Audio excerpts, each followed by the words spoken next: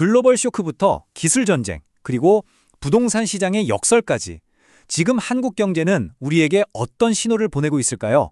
오늘 이 복잡하게 얽힌 신호들 속에서 핵심을 함께 파헤쳐 보겠습니다.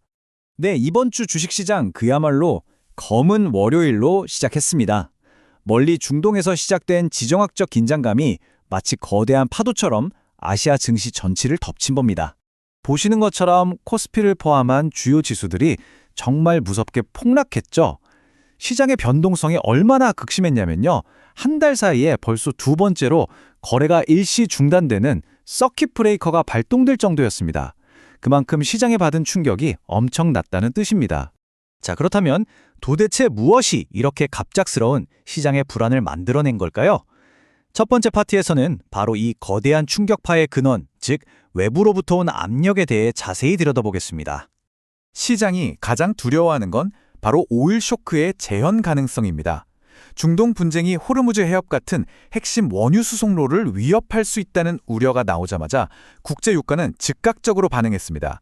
그래프를 보시면 서부 텍사스산 원유 가격이 순식간에 배럴당 119달러 선까지 치솟은 걸 확인할 수 있습니다.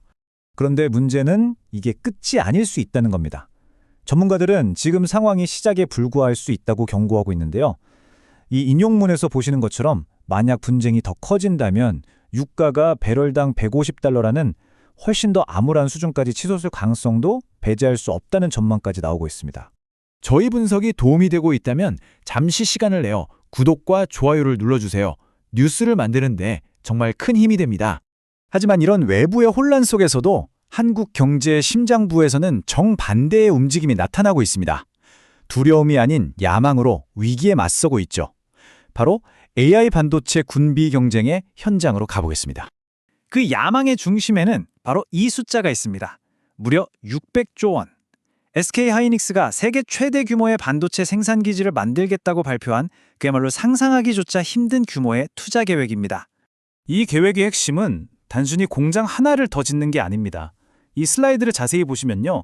첫 번째 공장을 짓는 데에만 31조 원을 투입해서 폭발적으로 늘어나는 AI 수요에 대응하고 50개가 넘는 협력사와 함께 거대한 반도체 생태계 그 자체를 만들어서 최종적으로는 AI 반도체 시장의 글로벌 리더십을 굳건히 하겠다는 정말 거대한 청사진인 셈이죠. 이 모든 투자는 결국 딱 한 곳을 향하고 있습니다. 바로 HBM, 즉 고대역 폭메모리 시장입니다.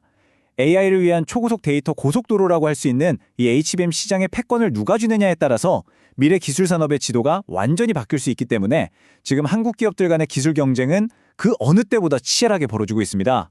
이런 거시적인 경제 압력은 모든 기업에 똑같이 작용하지 않습니다. 오히려 지금과 같은 위기 상황은 누군가에게는 기회가 되고 또 누군가에게는 견디기 힘든 위협이 되면서 시장의 승자와 패자를 아주 명확하게 갈라놓고 있습니다. 승자의 예시부터 볼까요? 치솟는 유가는 오히려 전기차 시장에는 엄청난 기회로 작용했습니다.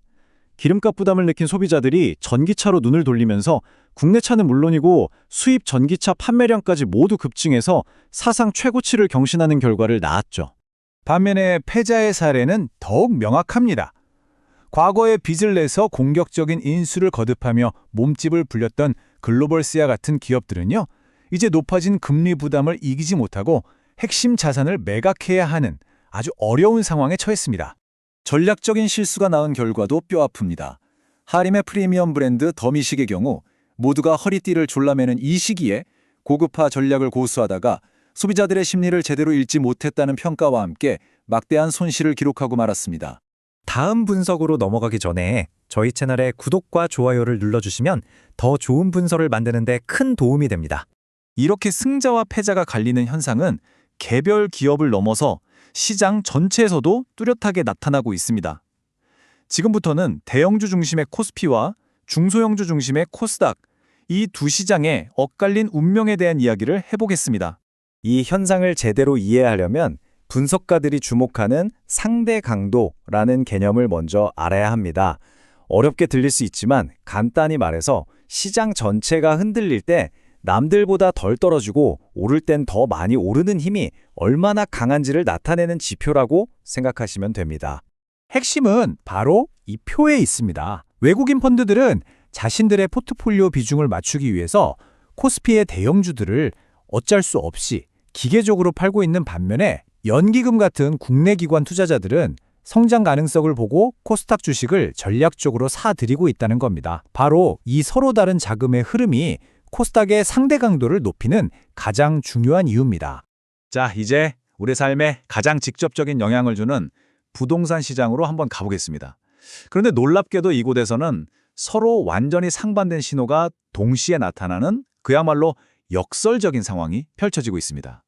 한쪽에서는요, 시장의 바로미터라고 불리는 강남, 그리고 송파의 헬리오시티 같은 곳에서 충격적인 수준의 가격 하락이 이어지고 있습니다.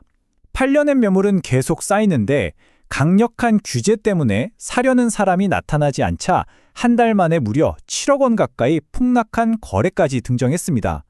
그런데 바로 그 강력한 규제가 반대편에서는 풍선 효과를 만들어내고 있습니다. 강남의 규제를 피한 투자 수요가 규제가 덜한 동탄 같은 지역으로 몰려들면서 이들 지역의 아파트 가격은 오히려 신고가를 경신하는 기이한 현상까지 벌어지고 있는 거죠. 그렇다면 이 모든 상반되고 혼란스러운 신호들 속에서 우리는 도대체 무엇을 봐야 할까요? 마지막으로 이 시끄러운 소음 속에서 진짜 의미 있는 신호를 찾아내는 방법에 대해 정리해 보겠습니다. 오늘 살펴본 모든 현상들을 종합해보면 결론은 하나로 모아집니다. 지금 우리 경제는 외부 충격이라는 거대한 압력 테스트를 받고 있는 중이고 바로 이 과정에서 각 기업과 자산이 가진 근본적인 강점과 약점이 필터 없이 그대로 드러나고 있다는 것입니다. 이것이 우리에게 던지는 마지막 질문입니다. 이렇게 경제적 소음이 가득한 바다에서 우리가 찾아야 할 가장 중요한 단 하나의 신호는 과연 무엇일까요? 아마도 그것은 거센 압력 속에서도 휘어질지언정 부러지지는 않는 근본적인 힘, 즉 상대 강도를 구별해내는 능력이 아닐까 싶습니다. 지금까지 시청해주셔서 감사합니다.